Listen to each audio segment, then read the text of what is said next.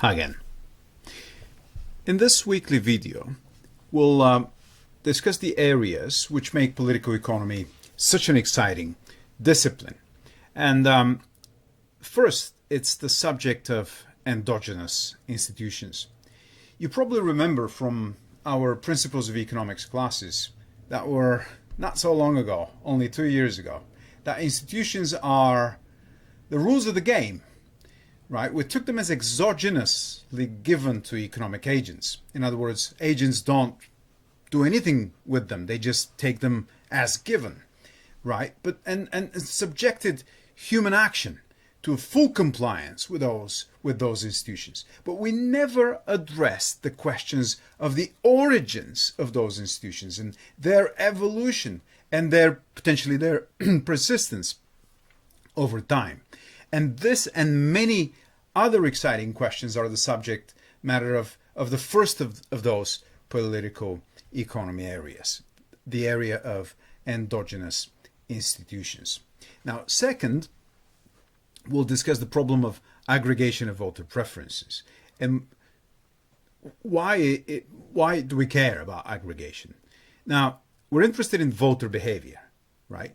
But within this general subfield of voter behavior, we discuss how informed voters perhaps behave somewhat differently from uninformed voters, and know that both types of voters are rational.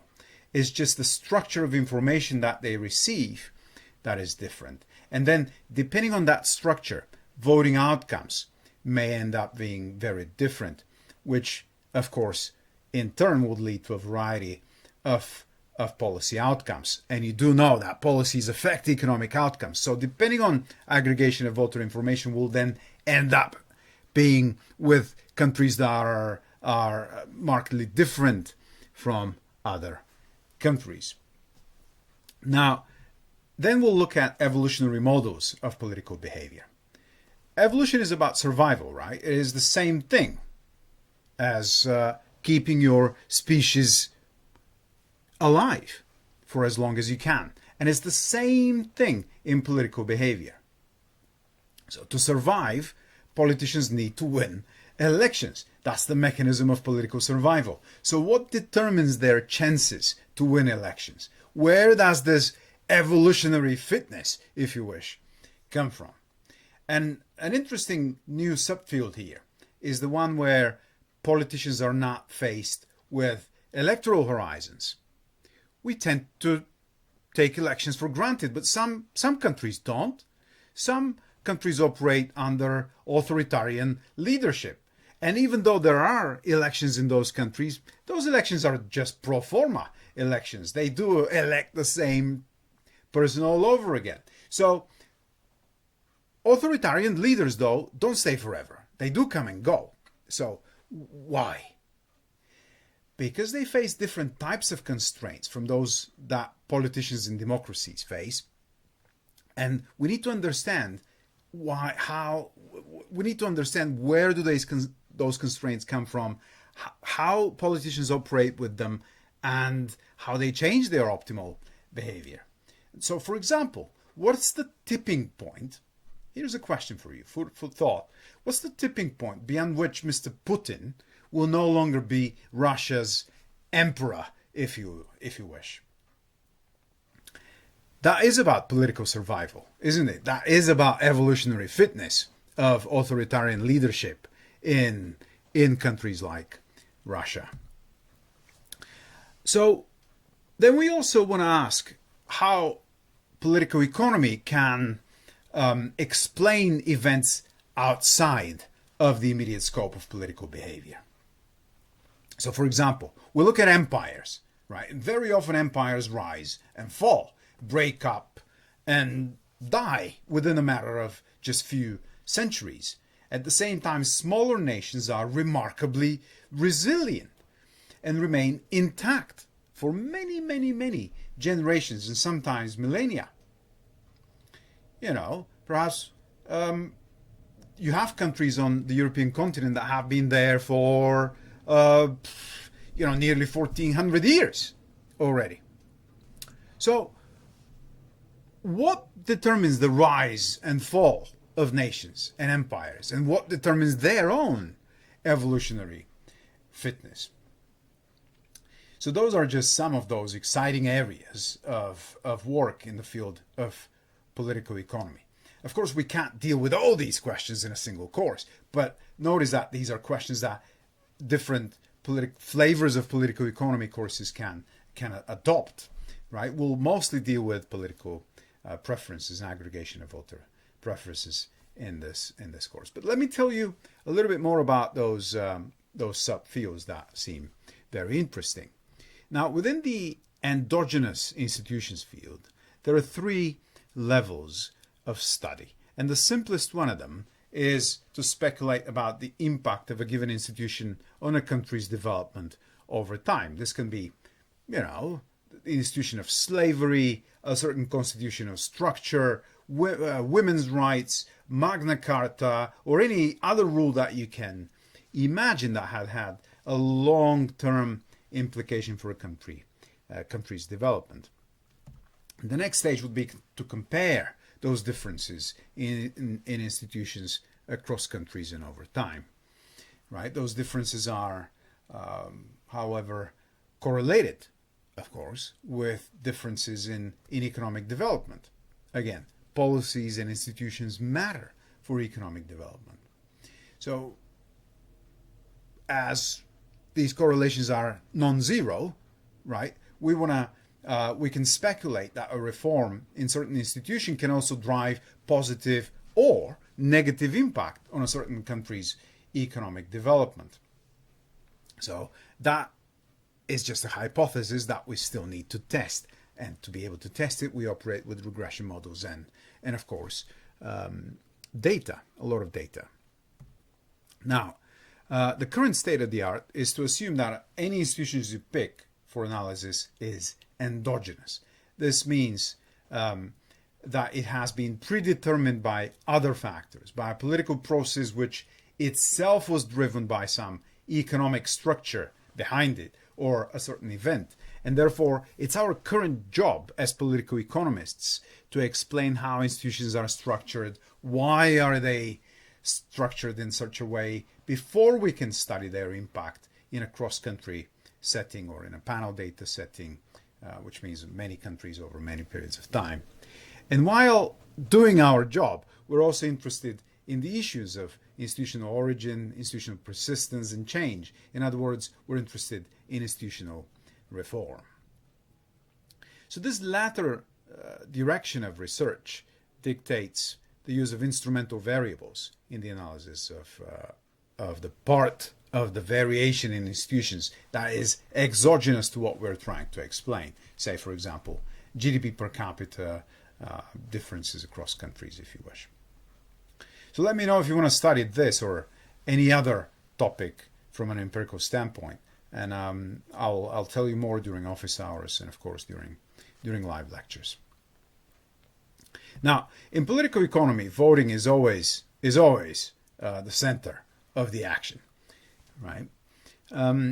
Politicians try to maximize the number of votes that they get and win over the hearts and minds of voters. But can we actually predict if a certain idea will win over voters in advance? The answer depends on how well we can aggregate those preferences. In other words, aggregate information at the voter end. But what's information in this case? It's a signal to voters that politicians are going to do something, and also a signal to politicians that if the voters are going to vote for them or not, depending on the intended policies. So basically, democracy works, right, when voters are informed, and when that particular information is unbiased. And we can discuss if those assumptions are violated during the upcoming live lectures and seminars, of course. In a perfect world, right, democracy works well because it selects, it can distinguish the good from the bad candidates, right? So it selects out the bad candidates.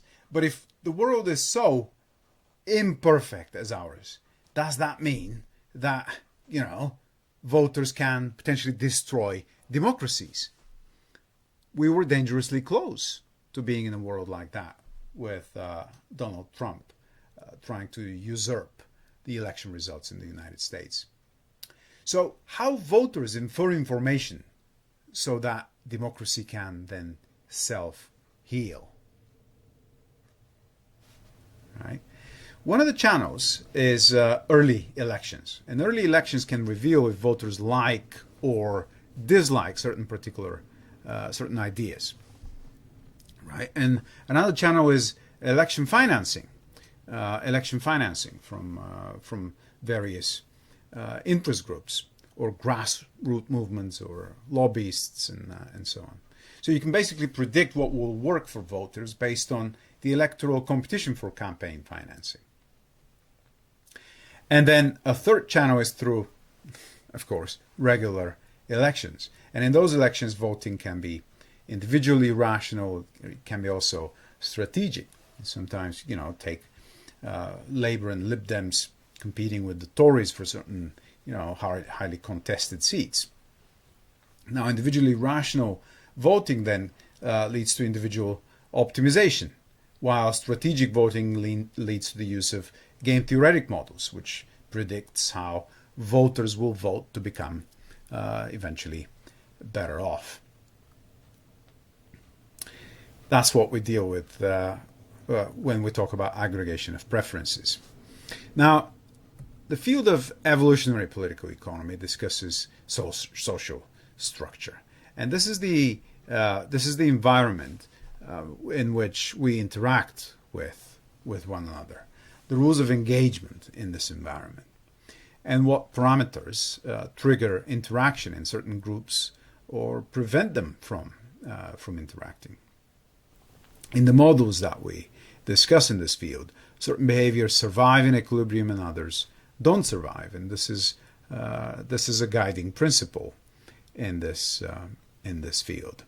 Now, survival in equilibrium.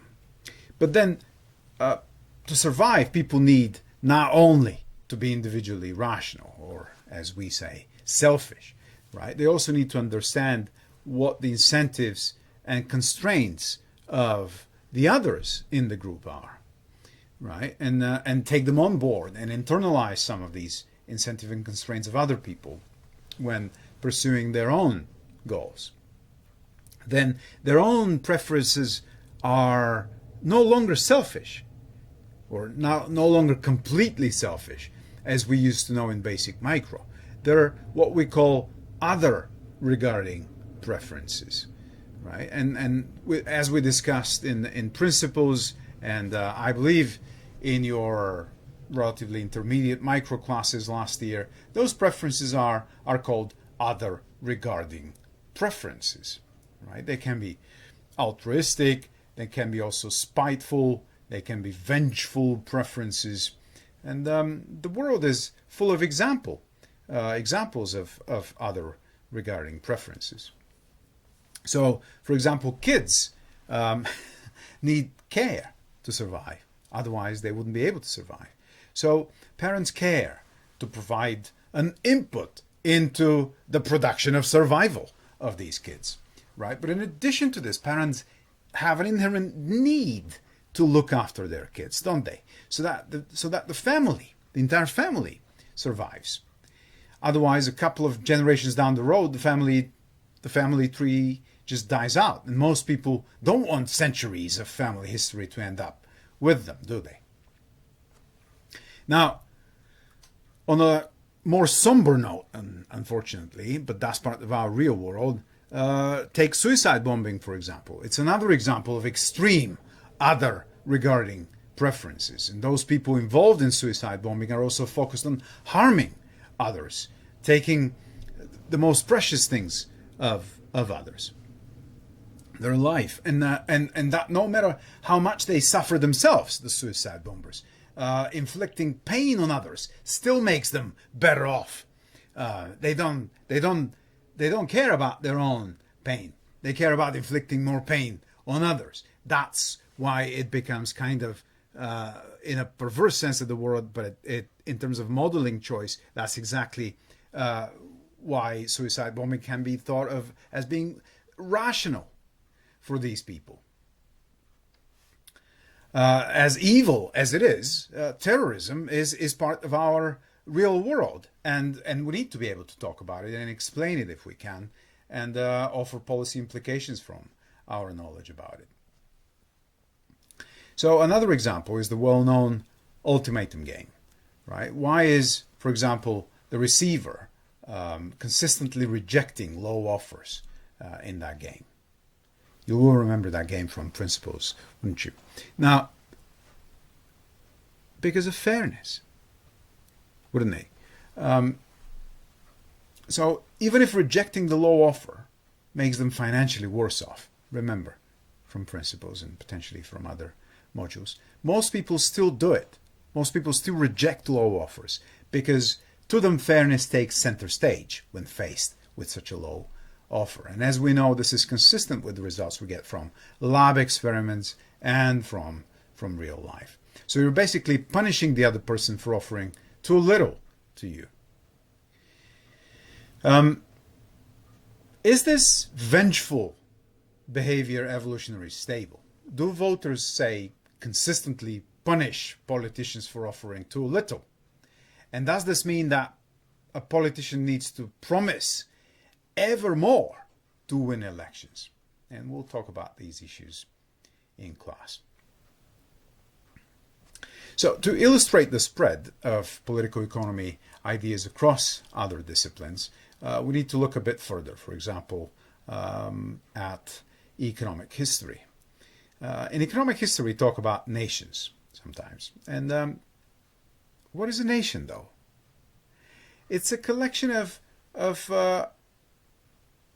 and a nexus, if you wish, of public goods, an infrastructure, property rights, social capital, national defense, and day-to-day protection of citizens. So, for much of human history, nations have been growing and then shrinking, with many of these great empires that we talk of the past no longer on the map. Think about Alexander the Great, and think about the Roman Empire, the Ottoman Empire, and the empires of the 20th century. Right? Hitler's Third Reich, for example, lasted for just a few short years, luckily. Right? While the Soviet Empire lasted for a dreadful half a century. So the questions that we ask in this field are why are some nations growing while others dying out? And is there an optimal size of a certain nation, right, taken as a political organization or a polity? Yeah, naturally there is an optimal size, but also we need to take into account additional parameters, right? So we talk about the optimal size of a nation. That's not going to be the same for all nations, would it? So another question is how to organize a growing nation, how to split a nation so that there are no conflicts between the parts of the former whole empire, let's say. So can we extend here the analysis to other fields, such as religions? Can we say that religions behave like countries, for example? Historically, some religions have gained traction and have spread around the globe like fire, right? And some never took off, and some are losing popularity with many kids of believers having no religious preferences whatsoever. This is what's happening. So, but why? Why does it happen? All right. So, typically, the answer to these questions relies on arguments such as economies of scale. Not always, but the economies of scale is a useful concept here. Take the provision of defense as an example, right? Larger nations can produce defense more efficiently, right? Because their market is larger. winning wars against smaller nations is another area in which economies of scale play a significant role. Think about it. Based on a sheer scale, it's very unlikely that a small nation will prevent a military intervention of a hostile, larger foreign nation for a very, very long time. Right? And this is why, for example, almost no one outside of Ukraine believe that Russian troops will be repelled so successfully for so long. Not only repelled, but also kicked out. Temporarily, at least for now, but let's hope forever. Right? So they must have other advantages that over that hostile invader to be able to do that. And what are those advantages that is able to deliver such a warfare advantage? But this is exactly why wars are pointless from a purely economic standpoint. This is precisely how we can understand the beauty of peaceful times and globalization. With free global markets, any nation can scale up its domestic market without entering into warfare with nobody. Right? Like they used to in the Middle Ages, up to about a century ago. Right? So in equilibrium, we'll have more nations than before once the world opens up and globalizes. And also the average size of the country will decline. Naturally, this will assume all countries are equally endowed with natural resources, but of course some of them will not be, and that endowment of a country or an area of a country with more or less natural resources will make it more attractive for an invasion. Think about why colonialism started in the first place. It started because of resources in the occupied territories. So, for example, the later examples, the 19th century conflicts between France and Germany were over the natural resources in the rich regions of Alsace and Lorraine.